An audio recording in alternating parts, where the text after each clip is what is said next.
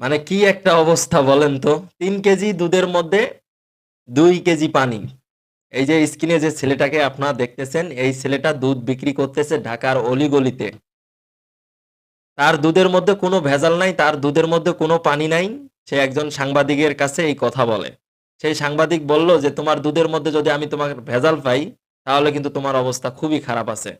তখন এই ছেলেটি বলতেছে যে, "ঠিক আছে, আমার দুধ যদি আপনি চেক করে কোনো ভেজাল পান, আপনি যে শাস্তি দেবেন, আমি সেটাই মাথা পেতে নেব।" তো তখন উনার দুধ চেক করা হয়। তো উনার দুধ উনি মিটার দিয়ে চেক করে এবং চেক করার পর উনি যেটা পায় ৭০% উনার দুধের মধ্যে পানি। ৭০% উনার দুধের মধ্যে পানি তাহলে বুঝেন। মানে ৩ কেজি দুধের মধ্যে ২ কেজি পানি দিলে সেই দুধ কিনে খেয়ে আসলে কোনো লাভ নাই। পরবর্তীতে এই ছেলেটার দুধ যখন ওই সাংবাদিক লোকটি চেক করল, তখন তো দুধের মধ্যে ভেজাল পাইল। তখন ছেলেটি বলতেছে যে, "না আসলে আমার দুধের মধ্যে কোনো ভেজাল নাই, আপনার মিটারে সমস্যা আছে।" তখন ওই সাংবাদিক বলতেছে যে, "ঠিক আছে, আমার মিটারে যেহেতু সমস্যা তখন আপনার পাশেই আরো একজন দুধ বিক্রি করতেছে। আমি তার দুধটা আসলে চেক দেই। চেক দিলে আসলে বোঝা যাবে।" তো তখন ওই সাংবাদিক ভাই ওই পাশে যিনি দুধ বিক্রি করতেছে তার দুধ আসলে চেক দিল। এখন চেক দেওয়ার পরে তার দুধে আসলে কোনো ভেজাল নাই।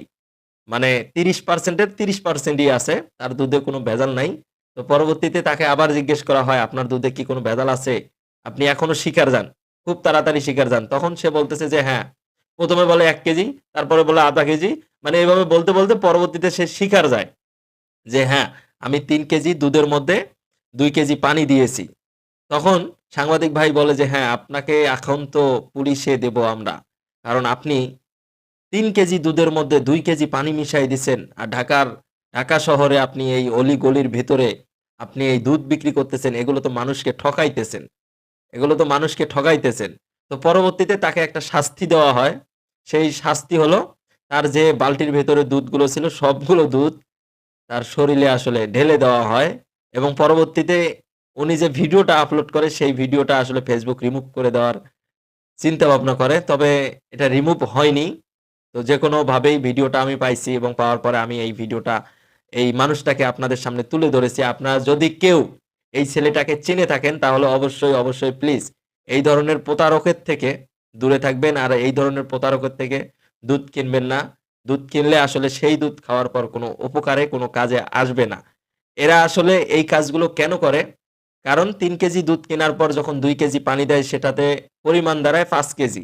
৫ কেজি দুধ যদি ৳১০০ কেজিতে বিক্রি করে তাহলে ওরা ৩ কেজি কিনে ৳৩০০ দিয়ে আর ২ কেজি বেচে ৳১০০ করে। মানে তাদের ৳২০০ য় লাভ এবং তারা যারা গরু চাষ করে, যারা গরু পালে এবং যাদের থেকে দুধ কিনে নিয়ে আসে, সেখান থেকে কিন্তু আরো কম দামে তারা নিয়ে আসে। তো তাদের আসলে চতুর সাইড দিয়ে আসলে তাদের একটা ইনকাম হয়। আর আমরা আসলে ভোগান্তিতে পড়ি যে আসলে কার থেকে দুধ কিনবো এবং কার থেকে কিনলে ভালো হবে। আমরা আসলে জেনে না বুঝে অনেক সময় অনেক ভুল মানুষের কাছ থেকে আসলে দুধ কিনি। তবে আজকে এই ভিডিওটা বানানোর একটাই মাত্র উদ্দেশ্য সেটা হচ্ছে এই ছেলেটাকে আপনারা খুব ভালো করে চিনে রাখবেন এবং সে যদি পরবর্তীতে কোনো সময় দুধ বিক্রি করে তার থেকে ভাই দুধ কিনবেন না। তাহলে আপনার কোনো লাভ নাই উনার থেকে দুধ কিনে খেয়ে।